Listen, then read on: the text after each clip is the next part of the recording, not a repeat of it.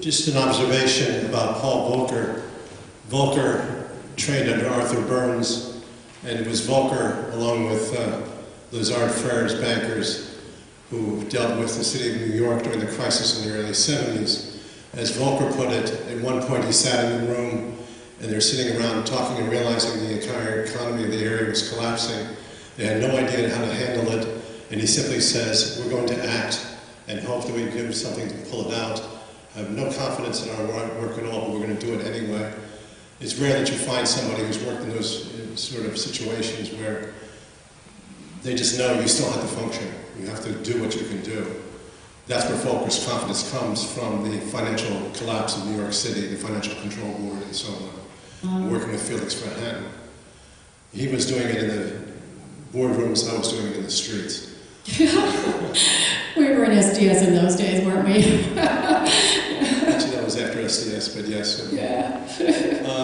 The thing about what we're discussing today is the mechanics of a banking system and how in capitalism it manages to, particularly in a period of accumulation, to concentrate and concentrate and concentrate again. The two concentrations that are taking place are in the countryside, where we've gone from 24,000 banks to 18,000 to 14,000 banks, smaller banks being consolidated. The average citizen sees that necessarily as positive because what it enables you to have is more access perhaps to mortgages and various services, and you see that as a good thing. Whereas in the central banks on the East Coast particularly, the big banking centers, that concentration is not about servicing small populations. In fact, in some ways those customers are a problem rather than a benefit. And they do it because they want market, but that's about it. And the market's big enough to warrant it. But the point being is that's where they're actually making large-scale investment decisions. But we're talking about them faltering in the mechanisms in which they set up to make those decisions. I challenge them, why are they the ones making our investment decisions?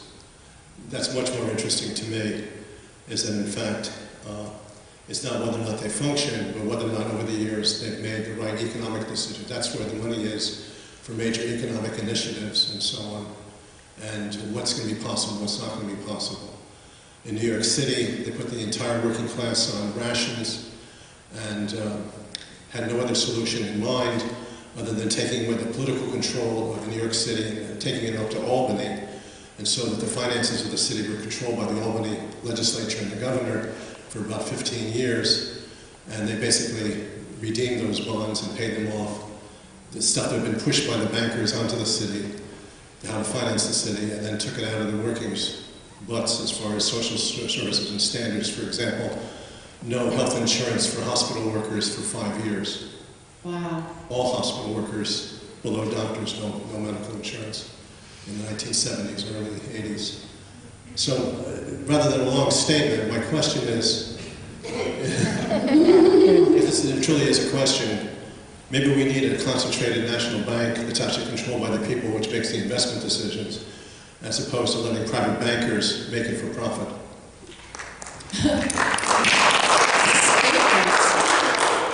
Well, I think that's a very interesting and important question, and I definitely take it seriously. I completely agree that when we borrow money, we tell ourselves, and we're told by the bankers that this, will give us greater control over our futures, but it often doesn't. It often ends up with the bankers calling the shots. And you can see aversions now in Europe. You can blame many people at different levels for what's happening to Greece and Portugal and Spain and Ireland. It's definitely about the governments as well as it's about the bankers. But it really should warn us all about what happens when you borrow money.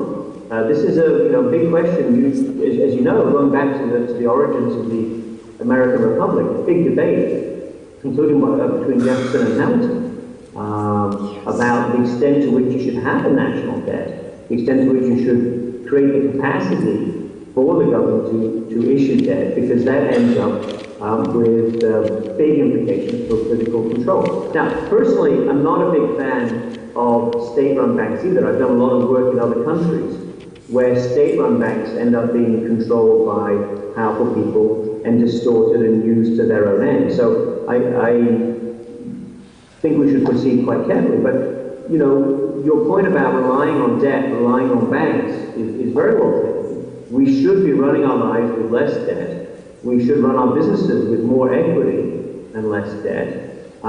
We should not allow the bankers to rise up as they do in the good times, because in the bad times they become even more powerful. Your case in New York City is a wonderful example. So I think the way this is going, if we make any progress, is shifting the overall control structure of the economy in a more democratic way. But I would also go back to one of the very first points made by Diane when she, in her opening remarks. She linked what we've seen in and around the banking system recently to the increase in inequality in the United States, with the seems ever-increasing fraction of income taken by the top 1%.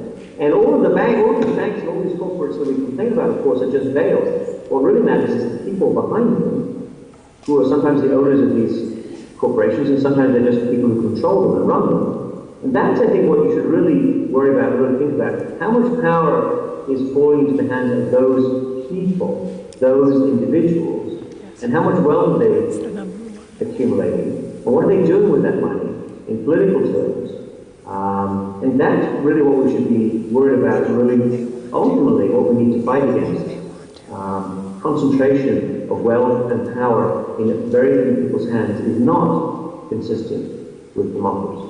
Yeah, absolutely.